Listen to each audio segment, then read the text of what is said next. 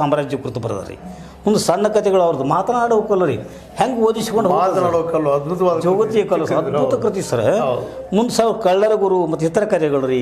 ಮುಂದೊಂದು ನಾಟಕ ಬರ್ತಾರೆ ನರಗುಂದ ಬಂದಾಯ ಅಂತೇಳಿ ಸರ್. ಇಷ್ಟು ನಮ್ಮ ಆಕಾಶವಾಣಿ ಧಾರವಾಡ ರೀ ಬಾನುಲಿ ಪ್ರಾರಂಭ ಆದ ಸಂದರ್ಭ ಸುಮಾರು ಒಂದು 36 ರಂಗನಾಟಕಗಳನ್ನು ಬರ್ಕೊಟ್ಟಾರೆ, ರೂಪಗಳನ್ನು ತಯಾರು ಮಾಡಿದ್ರಿ. ಮುಂದೆ ರಾಷ್ಟ್ರೀಯ ಪಂದ್ಯಾವಳಿ ಅಂತೇಳಿ ಇದು ನಡೆಸ್ಯಾರ ಮತ್ತು ರಾಷ್ಟ್ರಭಕ್ತಿ ಗೀತೆಗಳನ್ನು ಬರೆದಾರೆ ಸರ್.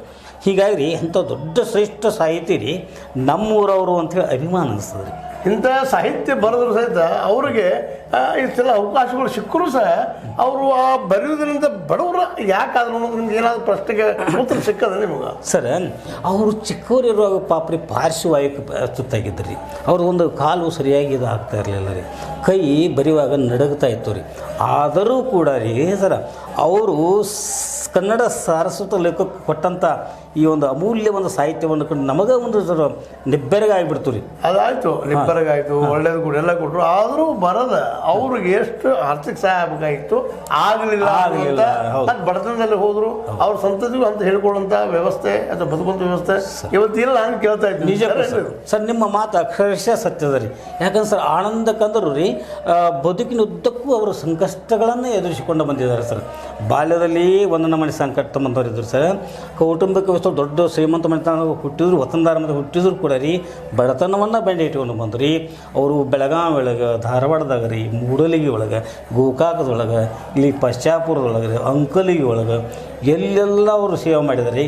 ಕಿತ್ತೂರೊಳಗೆ ರೀ ಅವರಿಗೆ ಕವಿಭೂಷಣ ಅಂತೇಳಿ ಮೊದಲು ರೀ ಅವರಿಗೆ ಒಂದು ಬಿರುದನ್ನು ಕೊಟ್ಟರೆ ಕಿತ್ತೂರು ಜನ ರೀ. ಇಷ್ಟೆಲ್ಲ ಕಡೆ ಇದ್ದರೂ ಕೂಡ ಬಡತನ ಮಾತ್ರ ಬಿಡಲಿಲ್ಲ ಸರ್. ಕೊನೆಯ ಕ್ಷಣದವರೆಗೂ ಕೂಡ ರೀ ಬಡತನವನ್ನು ಅಂಟಿಕೊಂಡು ಬದುಕಿದ್ರು ರೀ.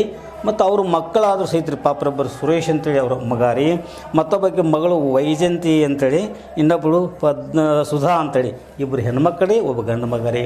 ಸುರೇಶ್ ಅವರಿಗೆ ಒಬ್ಬ ಮಗ ಶ್ರೀನಾಥ್ ಅಂತ ಅದಾರೆ, ಮತ್ತು ಅವ್ರಿಗೆ ಮತ್ತು ಇಬ್ಬರು ಹೆಣ್ಮಕ್ಳದಾರೆ. ಇಂಥ ಒಂದು ದೊಡ್ಡ ಆಳದ ವೃಕ್ಷದ ನೆರಳಿನೊಳಗೆ ಬೆಳೆ ಬರೋಂಗಿಲ್ಲ ಅಂತಾರಲ್ಲ ರೀ, ಹಂಗೆ ದೊಡ್ಡ ಸಾಹಿತಿಯ ಮಕ್ಕಳು ಸರ ಅವರಷ್ಟು ಇದಾಗಲಿಲ್ಲ ರೀ ಪಾಪ. ಅದನ್ನು ಮನಸ್ಸಿಗೆ ನಮಗಾದರೂ ಕೇತ ಅನ್ನಿಸ್ತದೆ ರೀ.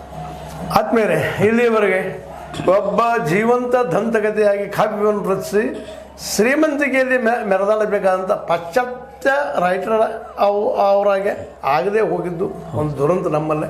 ಯಾಕಂದರೆ ಅದನ್ನು ಓದಿ ಕೇಳಿ ಕೊಂಡು ಓದುವಂಥ ಪ್ರವೃತ್ತಿ ಇಲ್ಲದಕ್ಕಾಗಿ ಒಬ್ಬ ಸಾಹಿತಿ, ಒಬ್ಬ ಕವಿ ಈ ಒಂದು ಆರ್ಥಿಕ ತೊಂದರೆ ಅನುಭವಿಸುವಂಥದ್ದು, ವತನದಾರ ಮನೆತನದಿಂದ ಬಡತನಕ್ಕೆ ಬಂದೈತಿದ್ದು, ಇವೆಲ್ಲ ಕಥೆಗಳನ್ನು ನೋಡಿದಾಗ ಒಮ್ಮೆ ನೋವು ಅನಿಸ್ತದೆ. ಆದರೂ ಸಹಿತ ಇಂಥ ನೋವಿನಲ್ಲಿ ಬರವನ್ನು ಬರೆದು ಕೊಟ್ಟು ದೈಹಿಕವಾಗಿ ವೀಕಿದ್ದರೂ ಸಹಿತ ತಮ್ಮ ಬರವಣಿಗೆ ನಿಲ್ಲಿಸಲಾರದು ಹೋದಂಥ ನಮ್ಮ ಬೆಳಗೇರಿ ಕೃಷ್ಣರ ಬಗ್ಗೆ ಸಾಕಷ್ಟು ಮಾಹಿತಿಯನ್ನು ಕೊಟ್ಟಿದ್ದಾರೆ. ಜೊತೆಗೆ ಅಲ್ಲಿ ಸ್ಮಾರಕವಾಗಿ ನಮ್ಮ ಈ ಒಂದು ಕವಿಯ ಮೂರ್ತಿಯನ್ನು ಸ್ವಲ್ಪ ಇನ್ನಷ್ಟು ಅಂದವಾಗಿ ಚಂದವಾಗಿ ರೋಡ್ ಬದಿಗೆ ಇಟ್ಟು ಅಲ್ಲಿ ಖಾಲಿ ಜಾಗ ಇದೆ ಅಂತ ಇವ್ರು ಹೇಳ್ತಾ ಇದ್ದಾರೆ. ಆ ನೆಲೆಯಲ್ಲಿ ಎಲ್ಲರೂ ಕೂಡ್ಕೊಂಡು ಸರ್ಕಾರ ಅಲ್ಲಿ ಜನ ಕೂಡಿ ಅವ್ರ ಮೂರ್ತಿಯನ್ನು ಉಳಿಸಿ ಅವರ ಹೆಸರು ಉಳಿಸೋ ಪ್ರಶ್ನೆ ಇಲ್ಲ, ಹೆಸರು ಅದ ಅವ್ರದ್ದು. ಆದರೆ ಅದು ಮುಂದಿನ ಮಕ್ಕಳಿಗೆ ಇವ್ರು ಹಿಂಗಿದ್ರು ಅನ್ನೋ ತೋರಿಸೋದು ಮೂರ್ತಿ ಅವರಲ್ಲಿ ಇರಲಿ ಅಂತ ಹೇಳ್ತಾ ಅವ್ರ ಬಯಕೆ ಆಗ್ಯದ ಬೆಟಗೇರಿ ಅವರು. ಬೆಟಗೇರಿ ಕೃಷ್ಣ ಶರ್ಮರ ಕುರಿತಾಗಿ ಬೆಟಗೇರಿಯ ನಮ್ಮ ಈ ಕವಿ ಮತ್ತು ಈಶ್ವರ್ ನಮ್ಮ ಚಂದ್ರ ಅವರು ಹೇಳಿದಂಥ ಅನೇಕ ವಿಚಾರಗಳನ್ನು ನಾವು ಗಮನದಲ್ಲಿಟ್ಟುಕೊಂಡು ಸರ್ಕಾರ ಮತ್ತು ಅಲ್ಲಿ ಜನ ಆನಂದ ಕಂದರ ಕಾವ್ಯವನ್ನು ಉಳಿಸಲಿ, ಅವರ ಜೊತೆಗೆ ನೆನಪುಗಳನ್ನು ಬೆಳೆಸ್ಕೊತ ಹೋಗಲಿ ಅಂತ ಹೇಳ್ತಾ ಇಲ್ಲಿವರೆಗೆ ಅವ್ರು ಬಂದು ಮಾತಾಡಿದ್ದು ಅವ್ರಿಗೆ ವಂದನೆಗಳನ್ನು ಹೇಳ್ತಾ ಧನ್ಯವಾದ. ಆದಮೇಲೆ ಇದನ್ನು ನೋಡಿ ನಿಮ್ಗೇನು ಅನಿಸ್ತು ಲೈಕ್ ಮಾಡಿ, ಶೇರ್ ಮಾಡಿ, ಕಮೆಂಟ್ ಮಾಡಿ, ಜೊತೆಗೆ ಸಬ್ಸ್ಕ್ರೈಬ್ ಆಗೋದು ನಿಲ್ಲಿಸ್ಲಿಕ್ಕೆ ಹೋಗ್ಬೇಡ್ರಿ. S16 ನ್ಯೂಸ್ ಅರ್ಥಾತ್ ಸತ್ಯದ ಕೈಗೊಂಡು ವಂದನೆಗಳು.